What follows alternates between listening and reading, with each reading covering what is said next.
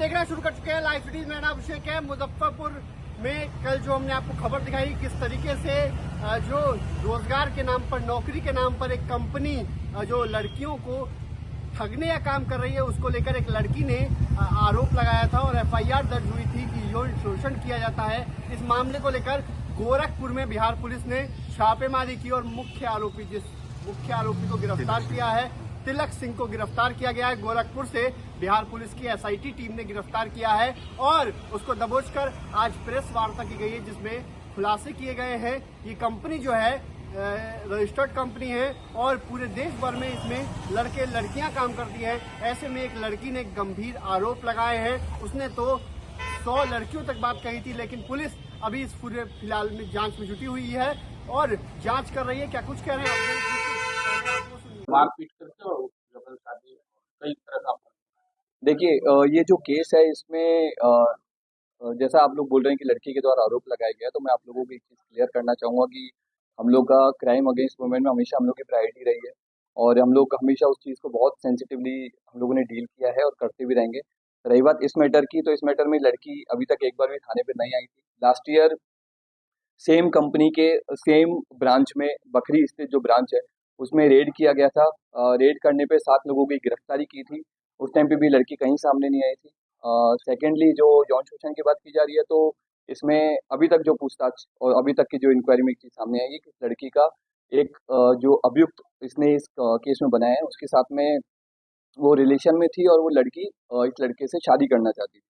पिछले 1.5-2 साल से लगातार प्रेशर डाल रही थी और जब शादी नहीं हुई और उसके बाद में इसने आकर के केस किया है।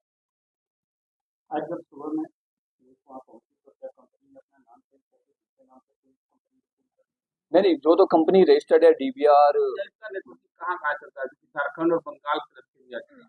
बिल्कुल, इसमें झारखंड, बंगाल और ये सिर्फ बिहार में नहीं है। ये कंपनी बाकी स्टेट्स में भी है, पंजाब तक और साउथ में भी इस कंपनी की कई सारी ब्रांचेस हैं और कई बार ये डायरेक्ट सेलिंग में खुद से करती है या फिर कई बार अपनी फ्रेंचाइज भी दे देती है। जैसे कई सारी डायरेक्ट सेलिंग कंपनीज हैं जो इंडिया में ऑपरेट करती हैं, उन्हीं में से एक कंपनी। ट्रेनिंग में फ्रॉड कॉलिंग के बारे में बताया, तैयारी हम लोगों ने देखा, उसमें बताया जाता है किस तरीके से बेरोजगार को खोजना है, टारगेट करना, तिलक प्रताप का शिकार हो।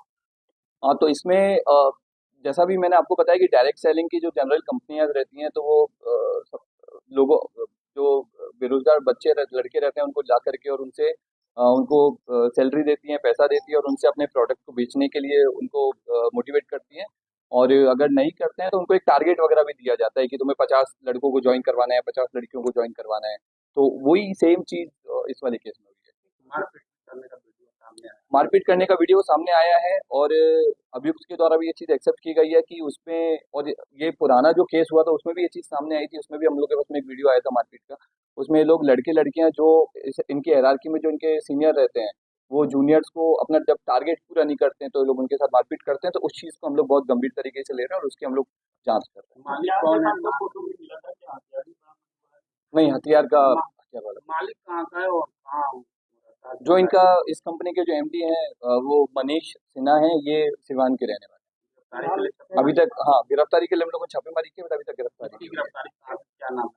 जिसकी हम लोगों ने गिरफ्तारी की इसका नाम तिलक है और इसके हम लोग गोरखपुर से गिरफ्तारी किया। कहाँ करने के बाद केस दर्ज होने के बाद में हम लोग मतलब अनमेरिड लड़कियां रहती है या सामने नहीं आती, तो पुलिस अपने स्तर से कहीं स्थिरता तो बरत, क्या लग रहा है? नहीं, ऐसा बिल्कुल नहीं है। लास्ट ईयर जब इसमें एफआईआर हुआ था, जो व्यक्ति एक ओमकार नाथ पांडे नामक जो विक्टिम थे वो आए थे सामने। उस दौरान भी हम लोगों ने बहुत लोगों से पूछताछ की, बट उस टाइम पे भी कहीं इस तरह का कंप्लेन नहीं आया, ना ही इस लड़की के द्वारा इस तरह का कोई हमें बताया गया। जबकि नहीं, पुलिस के अनुसंधान में इस लड़की ने कभी ऐसा नहीं बताया। जबकि हाँ, कोई दूसरी नहीं। हाँ, बट यौन शोषण का उस टाइम पे भी नहीं आया था। और मैं आपको एक और चीज़ बताना चाहूँगा कि सेम चीज़ हम लोगों ने सदर थाने में भी लास्ट ईयर एक दूसरी कंपनी जो इसी तरह से डायरेक्ट सेलिंग के बिजनेस में लगी हुई है, उस पर भी हम लोगों ने 2-3 बार रेड किया है और एफआईआर की है। क्योंकि उस टाइम पे भी लड़कियां आई थी सामने, बट कहीं यौन शोषण का बात नहीं आया। तो जो ये चीज़ बात उठ रही है शिथिलता वाली, तो मैं आपको बहुत ये चीज़ बहुत कॉन्फिडेंस के साथ बोलना चाहूँगा कि हम लोग लगातार इस तरह के मैटर्स पे बहुत सीरियसली लेकर के कार्रवाई करते रहे हैं। एसआईटी का इसमें गठन किया गया है, एसडीपीओ टाउन टू के नेतृत्व में।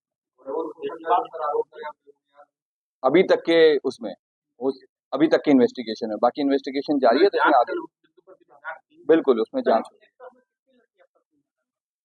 इसमें सिर्फ लड़कियां नहीं है, लड़के भी हैं, और ये कहना मुश्किल है नंबर का, क्योंकि इसमें लाखों की संख्या में लड़के लोग हैं, लड़कियां लोग हैं, जो पूरे इंडिया में इन लोगों के कॉल सेंटर चलते हैं, फिर अलग अलग ब्रांचेस हैं जहाँ पे बैठ करके वो कस्टमर्स को फोन करते हैं और अपने प्रोडक्ट्स को बेचते हैं। दूसरे स्टेट से पुलिस से संपर्क किया है बिल्कुल, तो हम लोग इसकी जितनी भी ब्रांचेस हैं, सारी ब्रांचेस का हम लोग एक वो लिस्ट तैयार करेंगे, और जितने भी ब्रांचेस में जो अलग अलग स्टेट्स में अलग अलग सिटीज में हो रही है, उनके हम लोग संबंधित पुलिस को हम लोग सूचना देंगे। गोरखपुर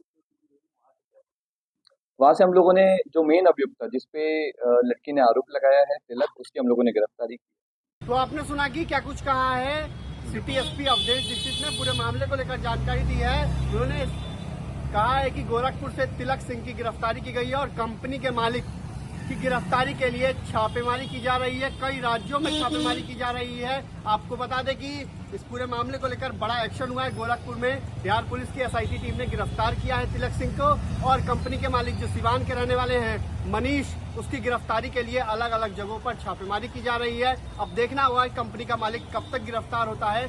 लेकिन जिस तरीके से यौन शोषण का मामला सामने आया था, इसको लेकर कई सवाल उठ रहे हैं। आखिर ये कंपनी इतने दिनों से चल रही थी तो कितनी लड़कियों के साथ यौन शोषण किया गया, ये भी सवालों में है। हालांकि पुलिस ने यौन शोषण के आरोपों को निराधार बताया है, लेकिन एफआईआर में इसका जिक्र होने की बात सामने आ रही है। तो मैं रियल लाइव सिटीज के साथ हमारे यूट्यूब चैनल को सब्सक्राइब करिए, उस पेज को लाइक करिए।